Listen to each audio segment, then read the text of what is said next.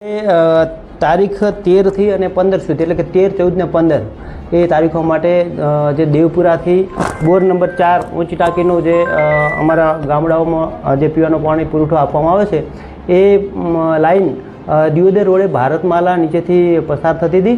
તો ત્યાં અનિવાર્ય કારણોસર ત્યાં લીકેજ રિપેરિંગ તત્કાલ કરવું પડે એવું હોય. આવી ગરમીની સિઝનમાં પણ બંધ કરવાની જરૂરિયાત ઊભી થઈ છે. આથી એ લાઈન બંધ કરી અને તાત્કાલિક એને રિપેરિંગ કરવાની કામગીરી હાથ ધરેલ છે. અને આ રિપેરિંગ દરમિયાન જે ઇફેક્ટ થવાવાળા ગામો છે એ કુલ 16 ગામો છે. એમાં નાગલા, જાણદી, કેસડા, વડગામડા, બુઢણપુર, દોલતપુરા, જમડા, લેડાઉ, મહાજનપુરા, ચારડા, વાવડી, માડકા, રાવળા, માલસણ, ભાચલી અને ચાદરવા. અને આ ગામોમાં અમુક ગામો પોતાનો પ્રાઇવેટ બોર ધરાવે છે એટલે વૈકલ્પિક વ્યવસ્થા છે.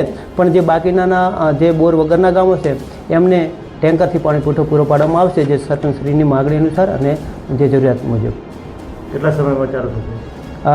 આમ 2 દિવસનું જ કામ છે, પણ કદાચ આ વેલ્ડિંગનું આવું બધું લેન્ધી કામ હોવાથી 3 દિવસ થઈ શકે. તો 13, 14 ને 15 3 દિવસ માટે આપણે બંધ કરવાની જાહેરાત કરેલી છે. એક તરફ ઉનાળામાં ત્યારે પાણી તકરાર છે ત્યારે જ કેમ કામગીરી ચાલુ છે?